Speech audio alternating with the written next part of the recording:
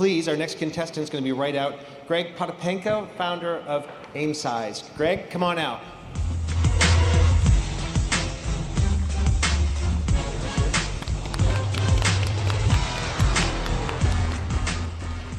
Good morning, Prosper. Good morning. Judges. Good morning. My name is Greg Potapenko, and I'm a Canadian Army veteran. In the Army, I was a competitive rifle and pistol shooter, and recently I stepped in to help relaunch a consumer brand called Aimcise.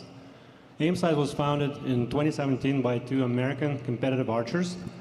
They realized that for the entire shooting sport industry at the time, there was really nothing in terms of supplements that cater to the unique needs of the shooters, such as accuracy, precision, focus, alertness, and so on. Frustrated by the lack of options, they decided to create their own, of course. And they got some initial traction, got the brand to 6 figures in annual revenue. But then 2020 happened. Tournaments were canceled, hunting was prohibited, ranges were shut down, everything pretty much screeched to a halt. Early 2021, Facebook iOS 14 update made online advertising really challenging. And that's where I come in, and now it's up to me to help Aimcise penetrate this market, valued at $5 billion across North America with shooting sports and archery combined. And of course, I want to take it further and help our products enable our first responders and military. The relaunch, I spent most of 2022 reformulating and really working on creating new and better products that really help the end user. And the strategy is to create a community of fans around the brand with Facebook ads and email newsletters, nurture them into becoming customers, use the content from the customers plus influencers to drive paid ads to create sales. We're going to offer auto ship option as well. And once the brand is more established, we of course are going to relaunch on Amazon. I started implementing this about 2 months ago and currently sitting in about 5 to 10, maybe 15 sales a day with this approach, and 5% roughly are choosing the auto ship option.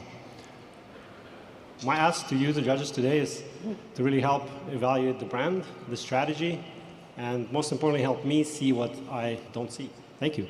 Thanks very much, Greg. Perfect. Let's have a round of applause, please, for Greg. Great pitch. Judges, take it away. All right. How do you work with the manufacturers to develop them? So we worked with a formulation partner, and they have some patented ingredients that they have tested on actual tactical marksmen and law enforcement personnel. So they spent millions of dollars on studies in the last 5 to 7 years, and we're using contract manufacturing. Got it. Got it. How large is the shooting sports category as an industry?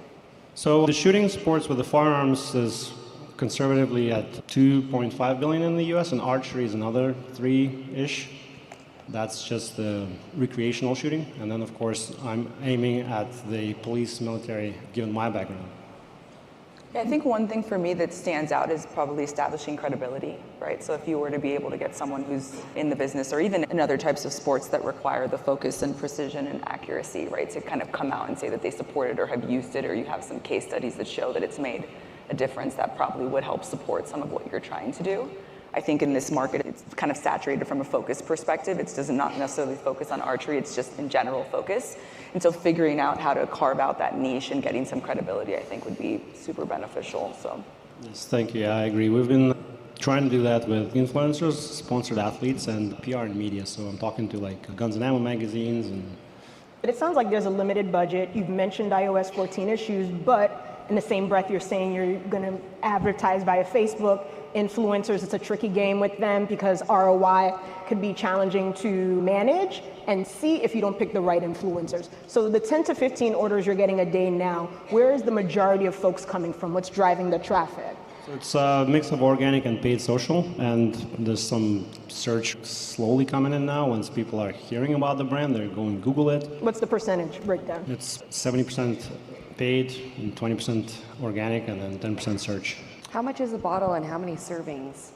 We have multiple products. Usually it's a 30-day per bottle, and how much? So it ranges from $30 to $40. So what would you say is the key to your brand and why customers will keep coming back?